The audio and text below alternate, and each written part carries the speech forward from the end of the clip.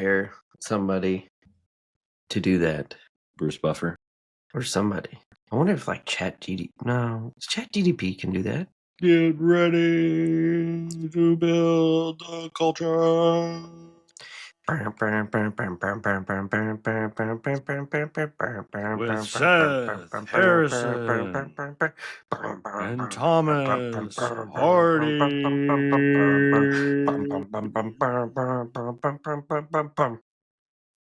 I like it. I think that's our new intro.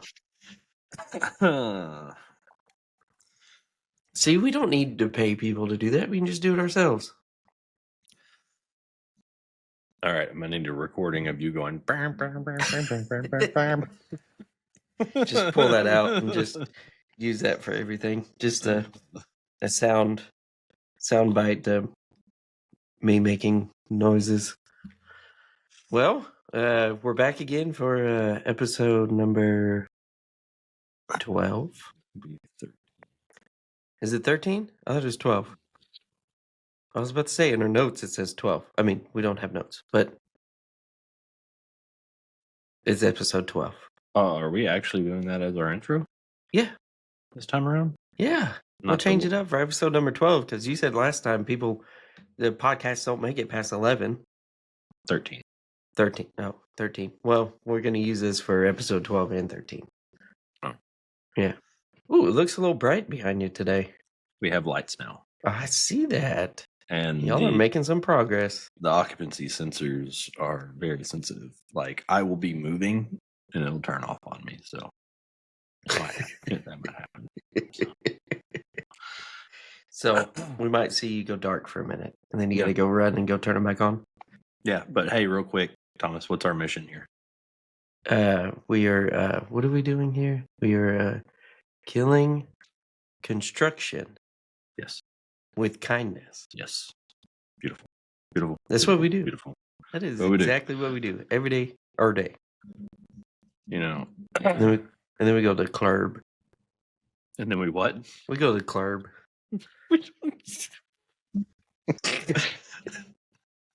All right. No, it's too early for that. Too early for that. No, we don't. Oh, gosh. We might need to edit something out in this episode. The whole thing?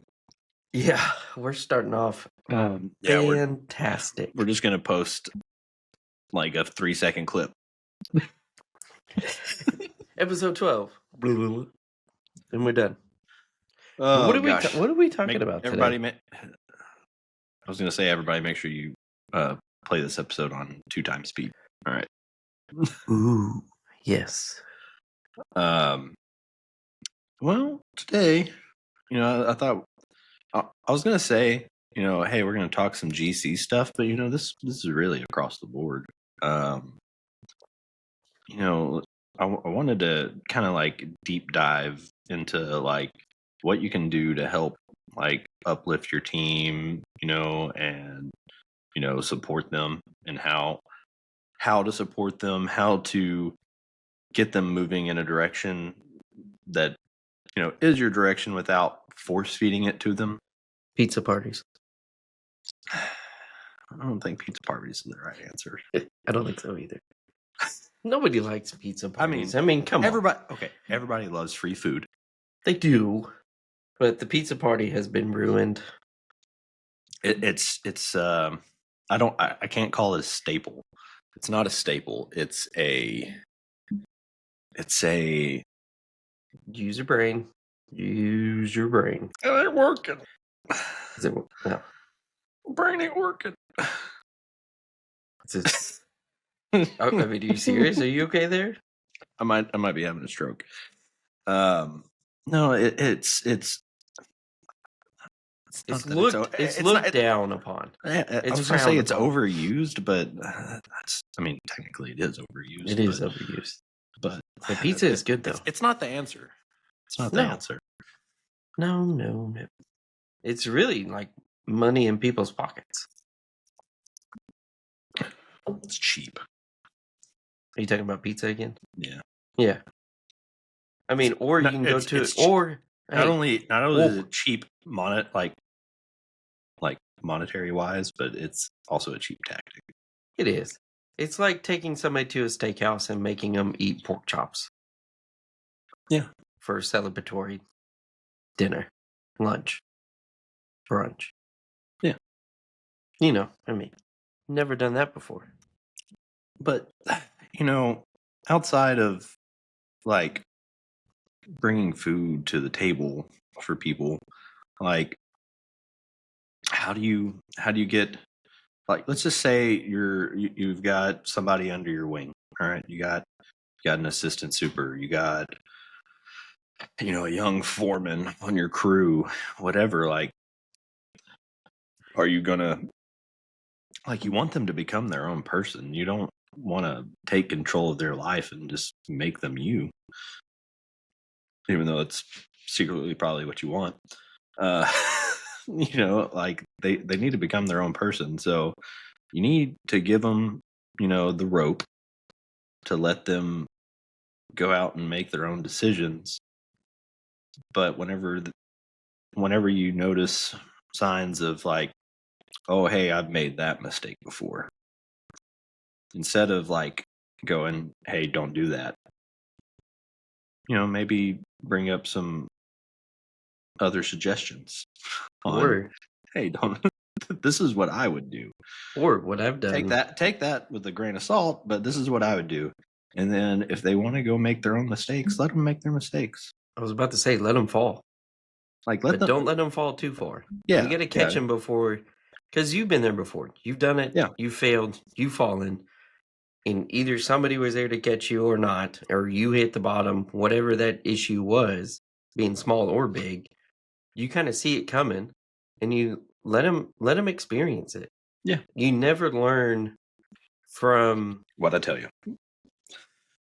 you never Come on. learn um from somebody else telling you, hey, don't do that. You always learn from your failures. If you're a good leader or good um somebody or manager or whatever it may be, you're going to let that person fail, but you're not going to let them fall too far. You're going to be able to pick them up Yeah. and be like, hey, not necessarily say, hey, I've been there before. I've done a mistake, because that'd probably make the person feel horrible. But you just kind of just you just let it happen. Let Mhm, them do it. Let them mhm. experience it. That's how Yep. we all learned and got to our point. Yep. Let them do the same thing. But going back to your point of how do you like empower somebody in a Mhm. sense too? You got to know what motivates that person too. You got to Yeah. take the time to find out what that motivation is. It's not a blanket pizza party. It's not a blanket, going out for lunch or going out for pork chops or going out for whatever it may be. You got to be able to figure out what that motivation, what the motivation is for that person, that individual person, and go that route. Yep. But you got to take the time to learn that, Mhm. to go find that out, to Like, go talk to them yeah. on a deeper Like, level than just a surface level. like, like one of the biggest things for me is, like, let let's say, for me, is finishing out a project, right? Whenever it comes time to closing out a project, and on a where you have a big team, right? You start moving people left and right. Like, people are just going to start thinking, like, especially the younger kids. Uh, kids, gosh dang, younger You're kids. still a kid yourself Shh, mentally, not physically. and stay that way. Not My physically. grandpa always told me that. I got this Keep being a inversion kid. table right behind me. I ain't a kid physically, I can promise you that. But like that, they're gonna, you pull them off before, like, you close out the project. They're gonna think, oh, I'm just gonna get to leave before the thing's completely finished, and it ain't my problem anymore. Like, Just wiping their hands clean. just wiping their hands clean, just like you, Thomas.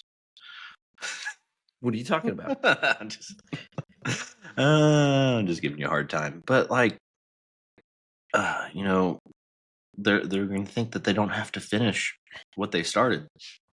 They're just going to be able to dump off all their problems onto somebody else. Mhm. And Which is not good. no, I it's mean, not you good still at all. gotta. I mean, even if you do get pulled to another project, you still got to be able to, because you're the one who's got the knowledge. Yeah. You're the one who's been there the whole time. I You mean, I still would got to hope put so. that, and it's not as because you're not there day to day, from what it sounds like what you're talking about. But you still got to put that little bit of effort in here and there to help the people who are still there. Yeah. And just finish it out. But But that is, from a mental standpoint, that is a very hard thing to do once you get pulled off a project, to be able to if you're already on another project, yeah. to be able to mentally go back and take the time to do it. That is a Mhm. very hard task to be able to do. So for somebody who's never done that before, like, you just you gotta force yourself to do it. You gotta Yeah. force yourself to take the time to be able to sit down and be like, okay, so we're having this problem on the project that I had before. What was I doing at that time, and what decision did I make in that moment for this issue to be coming up? Yep. I guess that's kind of what we're getting at. Yeah. But I mean that's just like one of the many scenarios of you know the of keeping people empowered, with the decisions that they make is, you know, following all the way through with what they've decided. That way, whenever it's their turn to be teaching someone, whenever they become the teacher, they understand those mistakes that they've made in the past and can help guide the next ones coming up.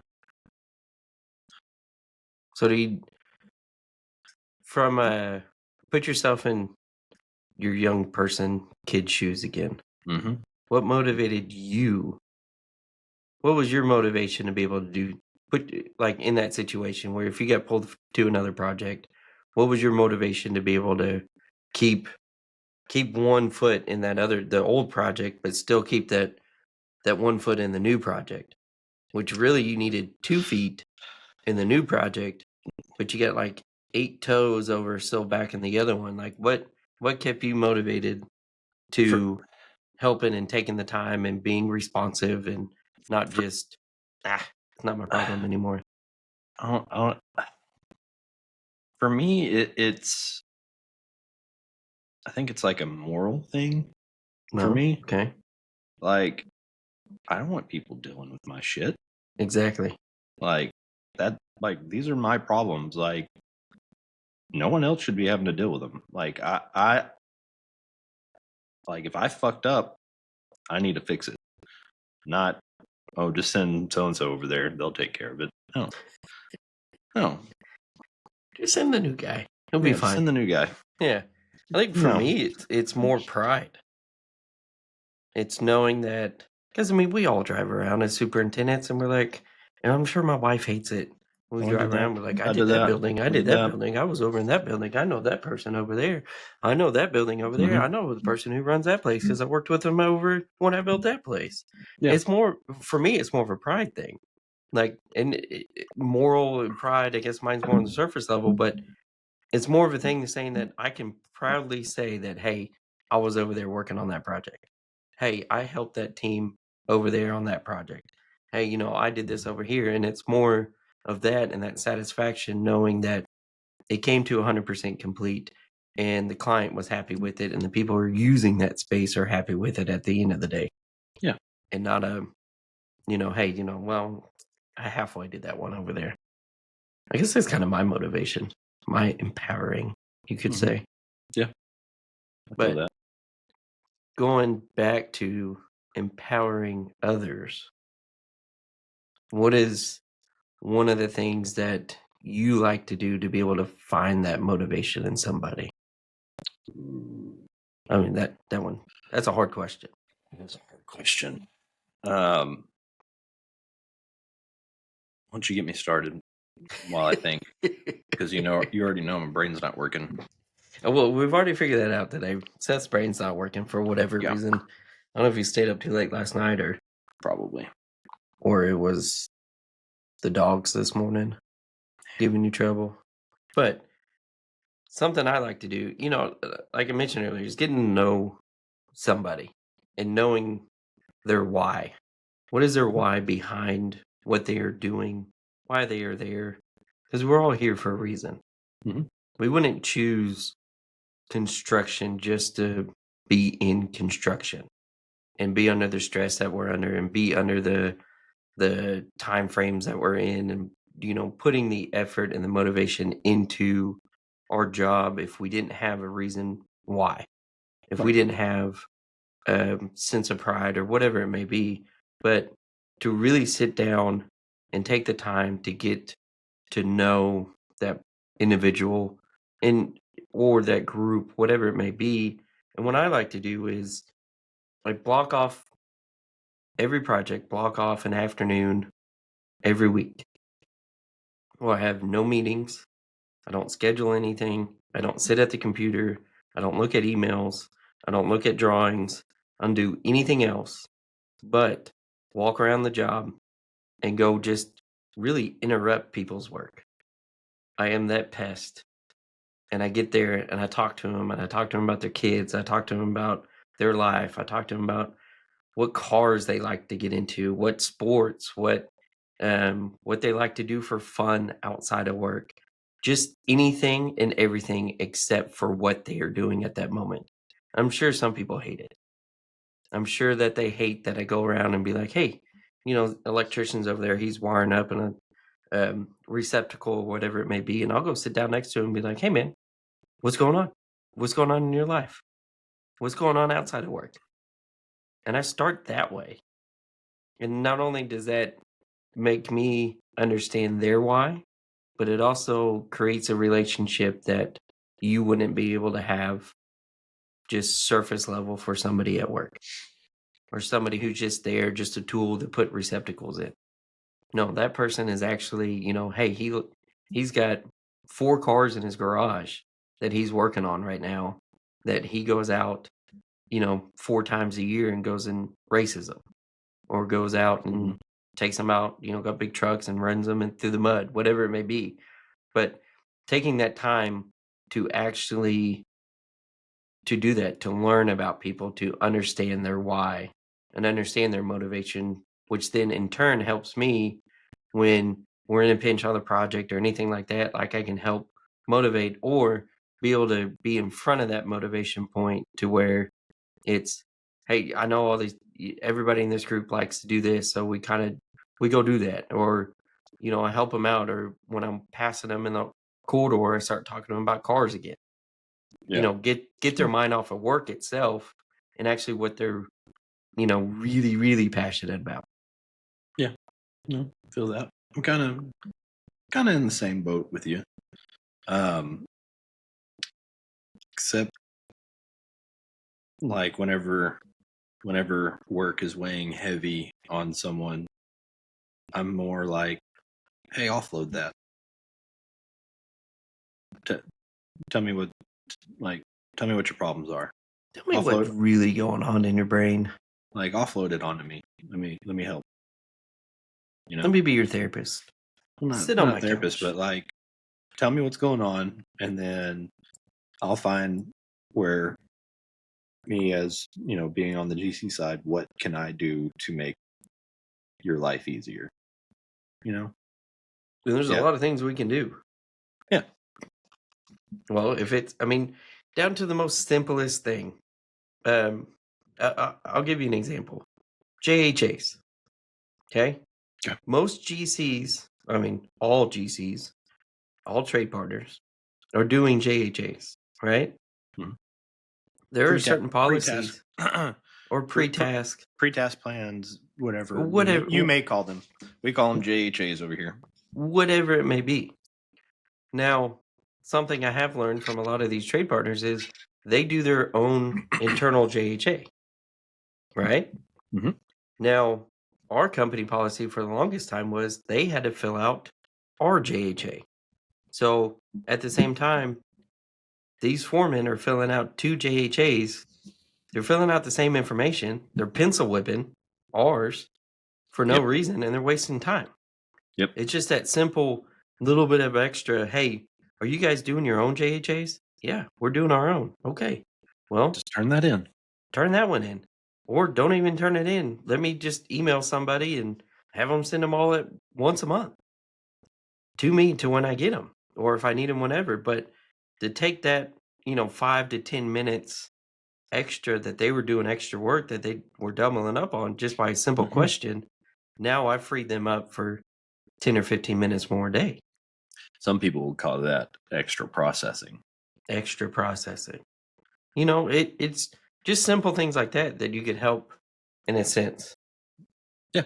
No, Matt, absolutely. So, what? Oh, go ahead. I had a like, squirrel moment there. Looked at my screen and work email sorry. come through. Yeah, I know. I need to. You know what? That's another problem. Emails are a big distraction. They are. They are. Um, so, like, man, really? 20 minutes has already gone by. I know. I just looked at that too. That's crazy. I feel like we've only been here for like 5 minutes. I'm like, Well, we we need did more. have like a 9-minute intro. Hold on, let me get my lights turned back on. This is what our that's what our thumbnail needs to be. Is you just I think that we found our thumbnail. Inflatable Thumbnail tube thumbnail. arm man, whatever. Yeah, but kind of something else that I I heard this yesterday, and it's the phrase, and I think I texted you about this yesterday when I was at the gym. Mhm. That I hate this phrase, and it drives me crazy when you have somebody who's been in the industry for so long, has Mhm. been doing it forever, worked in the same building forever, and they use the phrase, "You can't teach an old dog new tricks." That's bullshit. It's bullshit. Mm-hmm. Like, the whole point of lean and what we do is continuous improvement. Yeah. But if you're in that mindset of you can't teach an old dog new tricks, like, you're already setting yourself up for failure. You already know that that person is setting themselves up for failure. Yep. And then the hardest part is, which I haven't, and everybody's different, but how do you motivate that person to learn and to grow even more? That's the question that I haven't figured out yet. I would like I would like sneakily try to find out like, hey man, you got like as you go, like, hey, you picked up any new hobbies lately? Yeah, man, I just started golfing. Oh, so you can learn something new. So you trick them. So that's deception. Is it deception? I don't know. I just used a big word. I mean, in that scenario, is this deception really hurting anything? Not really, in a sense. I mean, it would almost kind of just make them realize that, hey, they can learn Yeah. new things.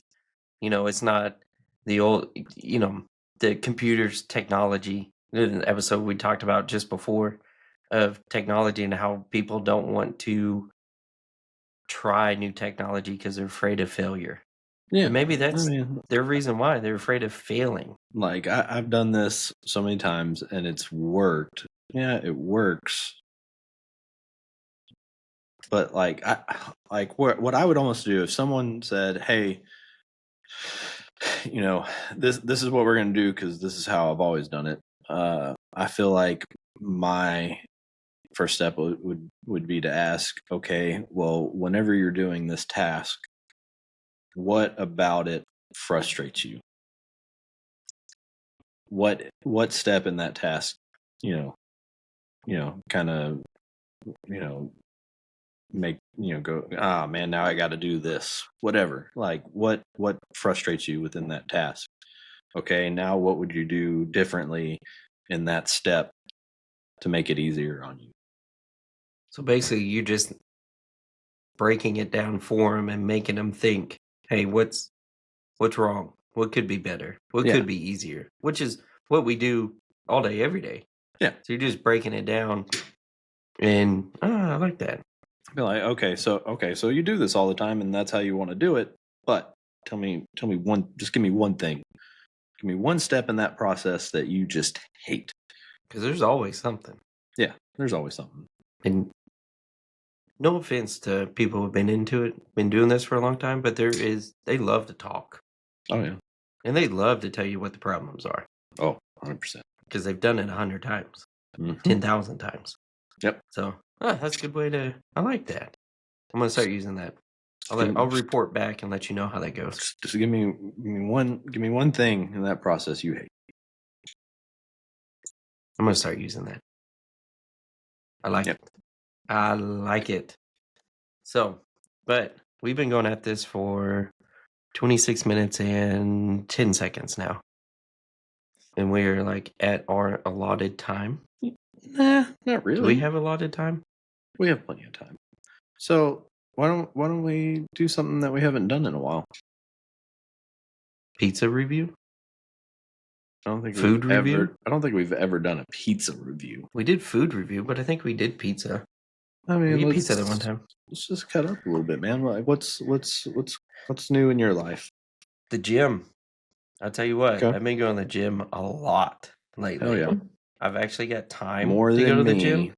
Yeah. Which is a first. And I'm not gonna lie, it's great. It is great. Because I was thinking about this the other day. The last like 3 years, I've been project to project to project, and they've been very difficult projects. Each one, either being difficulty from the project, from the complexity of it, or just the distance from the house. Mm-hmm. Most of the projects I've been on recently are hour and a half from the house, and the project that I'm on now, I'm 15 minutes from the house, which is nice. Yeah. And so I've gone back to on this project that I'm on now. There's this law. It's called Parkinson's law, and it's you give somebody a finite amount of time, then we'll get that work done in a finite amount of time. So I've taken that law and used it into the project. So if you tell all your trades, you only work in 40 hours a week, maybe 45. But we're not working Saturdays. We're not working any overtime. We're not working anything extra than what we have to. We're not occupied building. So there'll be times where we do have to, chip some concrete on the weekend, or if we got to get into occupied spaces, we got to do it at night, just normal stuff like that. But keeping everybody to that 40-hour a week, the 6 to 2:30, and really force everybody to get out at 2:30. Like you're walking around at 2 o'clock, telling them, hey guys, let's start prepping, let's start cleaning up, let's start getting ready to go. And keeping to that 8 hours a day has been fantastic. There you go. Because by 2:45, after I do my rounds, my pictures, my daily logs, all my other stuff, I'm out the door by 2:45. And then I'm home by 3:15. I beat my wife and my kids home, which is nice. Or I go to the gym, which I've been going to the gym like 3 days a week. But now I actually have the time to actually do that and do what I need to do. So it's been fantastic. So some of y'all out there, like, if you want to look into that, look into the Parkinson's law. It's a whole thing. But if you tell trade partners, like, yeah, we can work weekends, yeah, we can work overtime, they will take 40 hours of work and stretch it into 50 hours or 48. They will do that knowing that they will get that extra time to do it, but they're really, in all reality, still only getting 40 hours of work done. So you can think of procrastination. Mhm. Why did I just screw up that word? Procrastinate. Procrastination. I don't know, but my brain's not working now. And whatever you got, I got.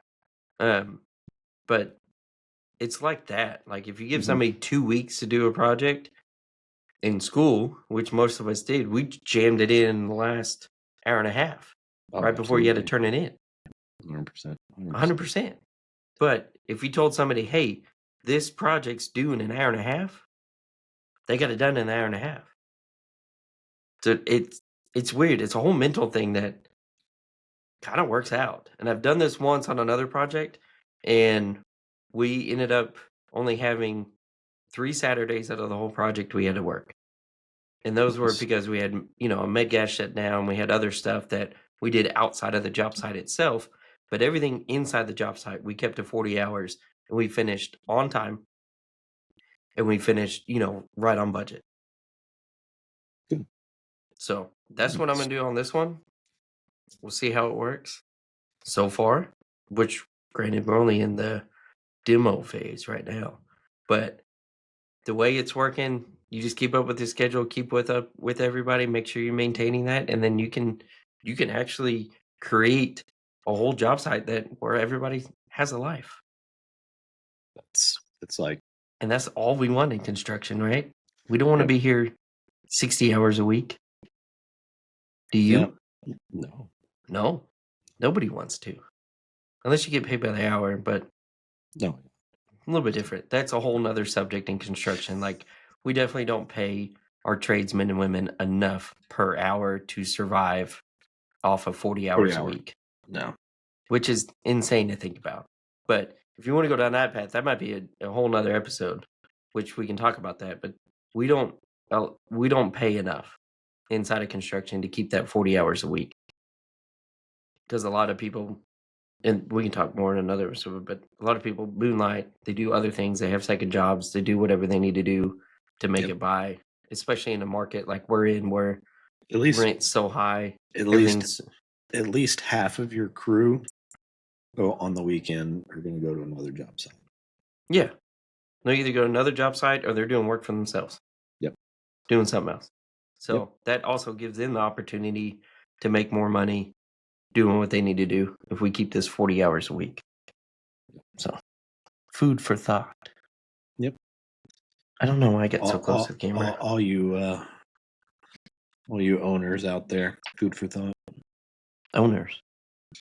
People that set the pay scales. Oh yeah. We need to work on that. Owners of Construction businesses. We need to pay these men and women more. Yep. More monies. For sure. There's a lot of hard work. A lot of stress on the body.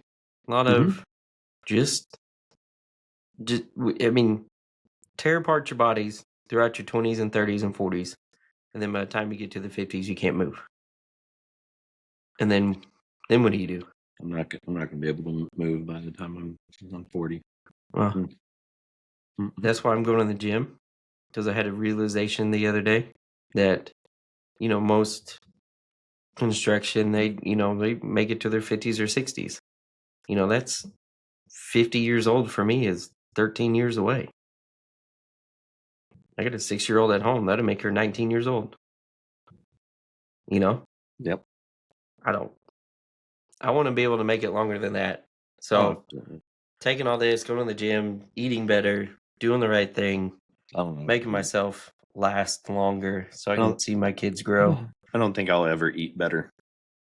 Well, eat less. When I say eat better, eat less of the bad stuff.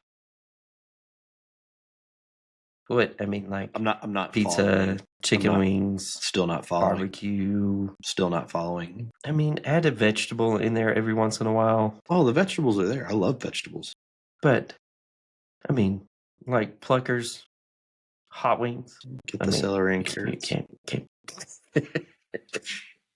Comes with a half a stick of celery and like little baby carrots. You're like, oh, those are my vegetables. You sound like my 4-year-old. Potatoes are vegetables. Whether they're fried or not. Fun fact. And my mother-in-law told me this. Sweet potatoes have all the nutrition you need. So you could be on a deserted island and survive off of sweet potatoes. I love sweet potatoes. But you gotta have water too. So you gotta have a deserted island with coconut trees. Or lots of rain. Yeah. And somehow capture the water. But on the other hand, if it was all just sweet potatoes, which I don't know where sweet potatoes grow. Could they grow on a deserted island? I don't know. I'll find that out. Or somebody comment and tell us that you can or Just can't. make sure you bring one with you that you can use to help grow more. Yes. But you can survive just off of that. And Cool. sweet potatoes are delicious. Especially the ones at Texas Roadhouse that are full of marshmallows and everything else. So one of my favorite ways to prepare a sweet potato is with goat cheese. Goat cheese? Yeah, it's delicious. I don't think I've ever had goat cheese, to be honest with you. You should try it sometime. I might have to. Especially in a sweet potato. You get that sweet and savory, like more savory than you do sweet with it. It's delicious. So just butter it up, put some goat cheese in it, mix it up all nice like. Delish. Real nice. It's real nice. Is there different type of goat cheeses? They make flavored ones, like you can get like a garlic one or whatever, But it's not like extra sharp cheddar. No, that they don't do anything like that. At least not that I've found. It's a very crumbly. Just leave them off.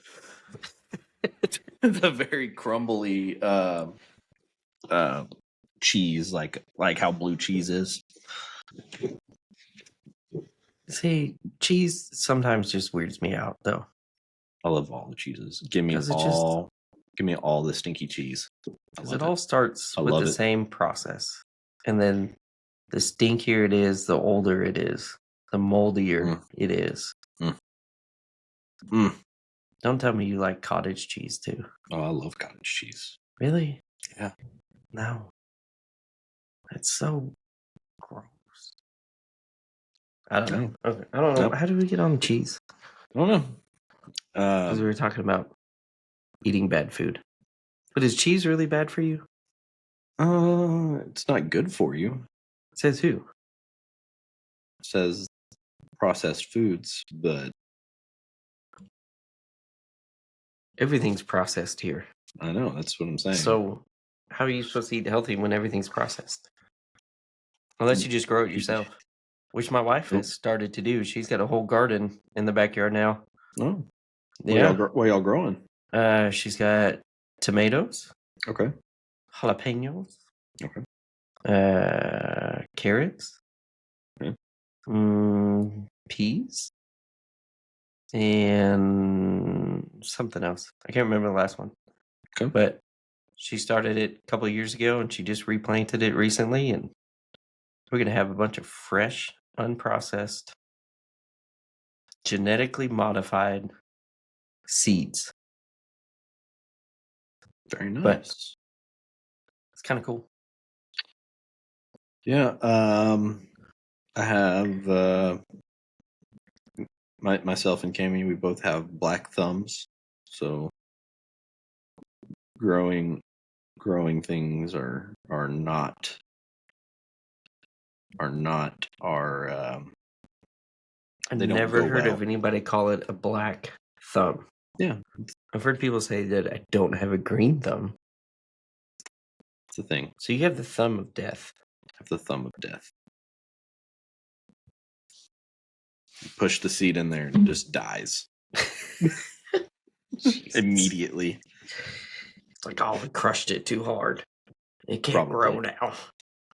It's all science in a process. So, for the Dallas-Fort Worth folk, while we're on the subject of food, always a little shout out to 903 over in Sherman, one of my top 5 breweries. Did you just say Sherman's in DFW? I mean, close enough. No. It's like another 20 minutes outside of McKinney. People will travel a little ways outside of the Metroplex. You know how far for a good time. You know how far Sherman is from my house? That's not my fault. It's an hour and a half. Okay. Go spend the day at the park parks out there. There's a couple of state parks. Go walk around, let the kids play in the water, and then go to 903 afterwards. There's also a distillery up there in just north of Sherman and Denison. Okay. It's whiskey. But anyways, 903 always good. Fantastic. They do have good beer. Fantastic burgers. Oh, really? Oh yeah, burgers are so good. Maybe I'll go there this weekend. It's supposed to be nice this weekend too. They got a. What did I have? Oh, I had their pimento cheeseburger. It was so good. And then Kami got their jalapeno popper burger that had cream cheese on it. Solid. Sure didn't have goat cheese on it. Positive. It's cream cheese. I mean, it could have been cream to goat cheese for all I know. Cream cheese is good though. And then we went to, where else did we go? We went to a place called Sticks Ice House. Okay. On Sunday. Just trying to get the new pup socialized and everything. He does super good. Like he loves people. He loves other dogs. Like we went to a dog park, and that was because he finally got all of the shots. It was his first time like at a public dog park. So did really well. And then anyways, we went to Sticks Ice House in McKinney. It's a pretty poppin' place. They got like 14 acres that they're on. Damn. Yeah. For St. Patty's Day, they were doing like they put like 17 gold coins out on their property. I don't think they used the whole 14 acres because no one would ever. That's quite a bit. Yeah. That to find 17 little gold coins would be ridiculous. No. By the time we got there, they were like, yeah, I think they were like already like 8 that had been found. I was like, do you know how far out they went with all these coins? They're like, they went pretty far. I'm like,